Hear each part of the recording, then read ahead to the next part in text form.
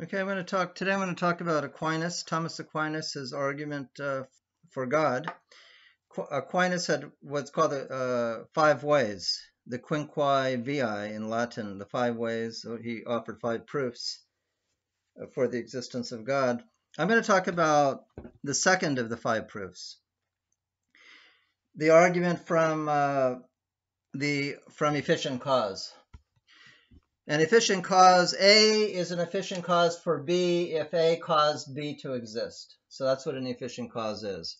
If A causes B to exist, A is the efficient cause. If the parents are the efficient cause of the children. Okay, if I build a house, I'm the efficient cause of the house. So A and B, the argument is from efficient cause. I'll read what he says. He says the second way, this is the second way of the five, the second way is from the nature of efficient cause. In the world of sensible things, the world that we experience, he says there is an order of efficient causes. A is caused by B is caused by C and so on. There's an order to it. And there's no case known, and he says neither is it indeed possible in which a thing is found to be the efficient cause of itself, for so it would be prior to itself. So the first thing he's saying is that in the world that we experience, everything, there's an order of causes. If B is caused by A will be caused by something else. The thing is that nothing is the cause of itself. B cannot be the cause of itself. If it was the cause of itself, it would have to be before itself, which doesn't make any sense. So everything has to be caused by something else. Okay, so that's the first point he makes. Nothing can be the cause of itself because it would have to be before itself. Now, in efficient causes, it is not possible to go on to infinity. So let me change it here. So if B causes A, and C causes B, and D causes C, this cannot go on forever and ever and ever. It can't go to infinity.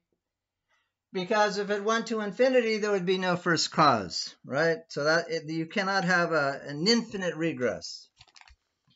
That's what he's arguing. It cannot go on to infinity because in all efficient causes, following an order, the first is the cause of the intermediate cause, and the intermediate cause is the cause of the ultimate cause, or the last, what happens last. Whether the intermediate cause be several or one only. Now, so take away the cause. Now, to take away the cause is to take away the effect. Therefore, if there be no first cause among efficient cause, there will be no ultimate cause nor any intermediate cause. But if in efficient causes it is possible to go on to infinity, there will be no first cause. Okay, that's a very wordy way, basically, of saying that if A is caused by B is caused by C, this cannot go on to infinity, because if it goes on to infinity, there won't be a first cause. And if there's no first cause, then there's nothing there's no effect. You can't have A if there's nothing in the first cause, okay? So it can't go on forever. There's no infinite regress. So eventually, you're going to have to get back to a first cause. And he says that's what we mean. He says that's what we mean by God. That's how he's going to end his argument up. He says, therefore, it is necessary to admit a first efficient cause to which everyone gives the name God. Okay, that's Anselm's argument for God. That's one argument. That's an argument that a lot of people make. I mean, you hear it a lot. Something had to cause the universe. Everything that we see is caused by something else. Ultimately, everything goes back to the universe as a whole. That had to be caused by something else. So what caused the universe? What's the first cause? And there has to be a first cause, Aquinas says, and that's what we mean by God. Okay, now let's look at that argument to see if it's a good argument. First of all, the idea that there cannot be an infinite regress, that's not obvious. Why not? Why can't there be an infinite regress? So, I mean, that's one objection to Aquinas. But actually, it's really not an objection to Aquinas, because actually Aquinas elsewhere says that it can be an infinite regress. It can go forever, never, never, never, never. But so he's saying he says by faith. He's a Christian. He's a Catholic. He says by faith I believe that God created the universe, but it's possible that it goes. It never. The universe. It's possible, he says, did not have a beginning. It is an infinite regress. But he still believes there has to be a first cause, a vertical first cause in a sense. There has to be something that sustains, that causes the infinite regress to exist in the first place. So Aquinas is really not arguing that there can't be an infinite regress horizontally, because he actually says it's logically possible. But even if there is an infinite regress horizontally, the whole chain, which is an infinite regress, has to be upheld by a first cause, God. So it's possible that God and the universe are simultaneous. They're simultaneous. The universe doesn't come after God, but God is creating it from eternity. Okay, anyway. Aquinas' main argument is there has to be a first cause, whether you have an infinite regress horizontally or not. Now, and he says that's what we mean by God. Well, let's think about that as a why can't you? Let's say you're an atheist. What would an atheist say to this? An atheist might say, okay, fine, there's a first cause. Aquinas says the first cause, that's what we mean by God. An atheist might say, well, okay, I agree there's a first cause, but it's not God. It's just a first cause. Because God has certain meaning. When Aquinas says the first cause is God, he's a Christian, he's a Roman Catholic, and he believes something about this God. This God is personal. This God is all-loving. He's omnipotent, all-powerful, all-knowing.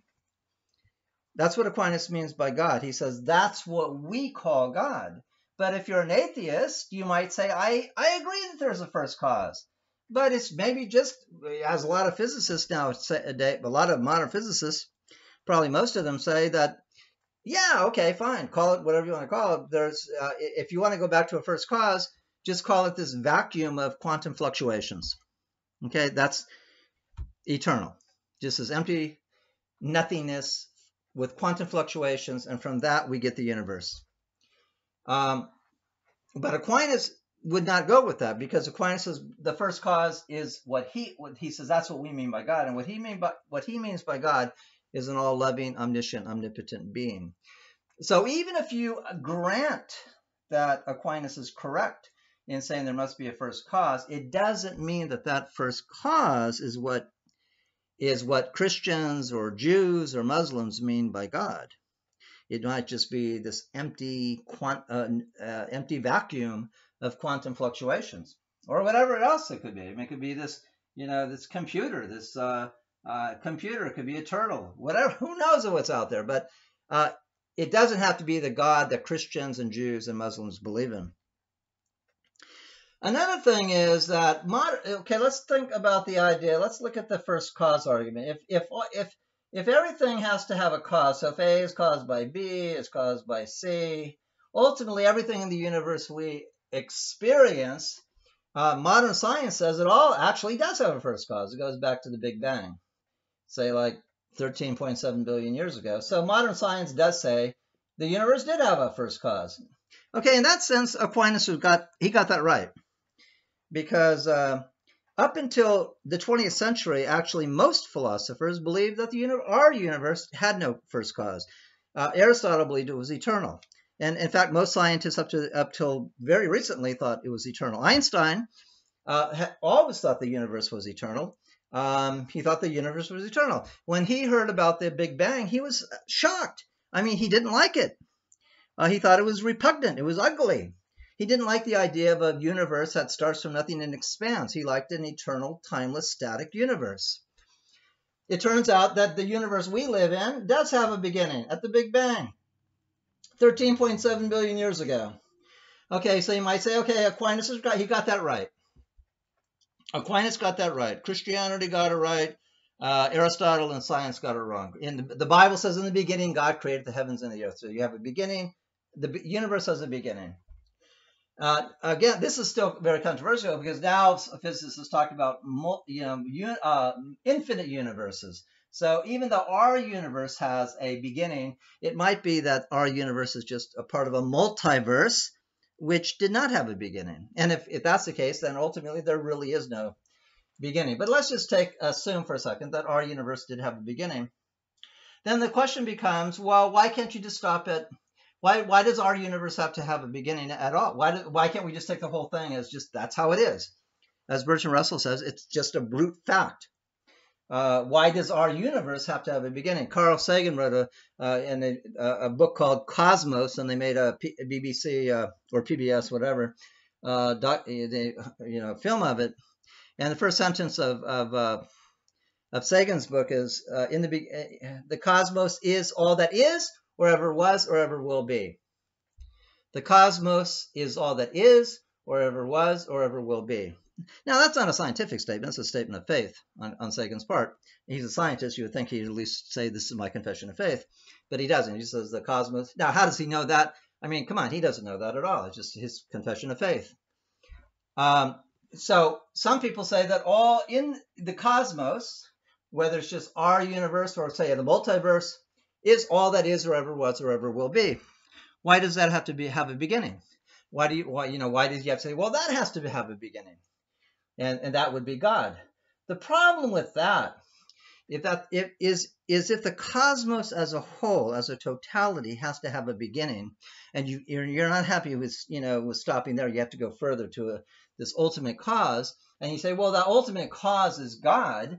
Well, then the next question obviously would be, well, what caused God? And then the answer to that is, well, nothing caused God, because God is God. God is eternal. God had no beginning. Well, if God has no beginning, God is the uncaused cause, that means something is eternal, something has no cause, something is the first cause, so why can't it just be the universe as a whole?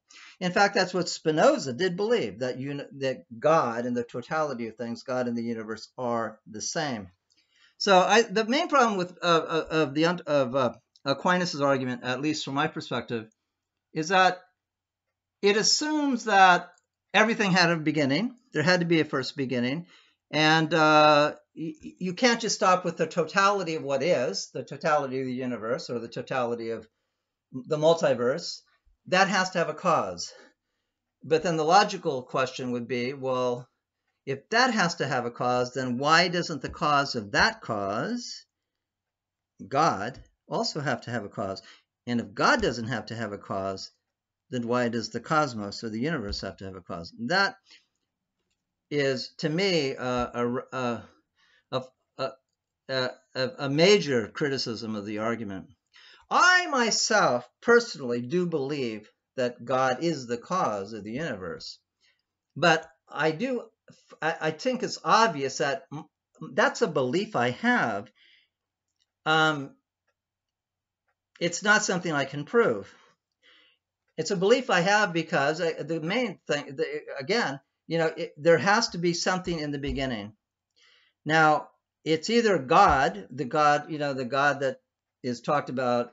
Let's say it's God, the God that Christianity and Judaism and Islam talk about, or it's just this. The main thing in modern science is just this quantum vacuum of quantum fluctuations. They're both logically possible.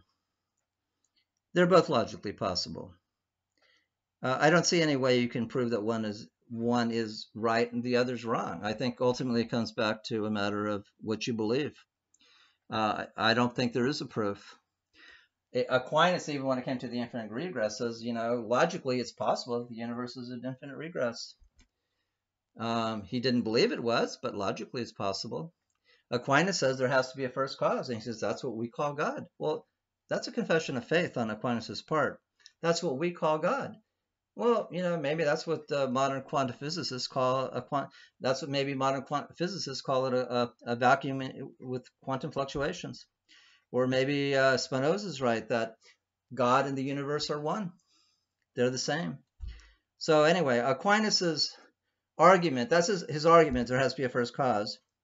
I don't think it works. Probably most people don't think it works. I think if you think it works, I think that's because you already previously believe in God.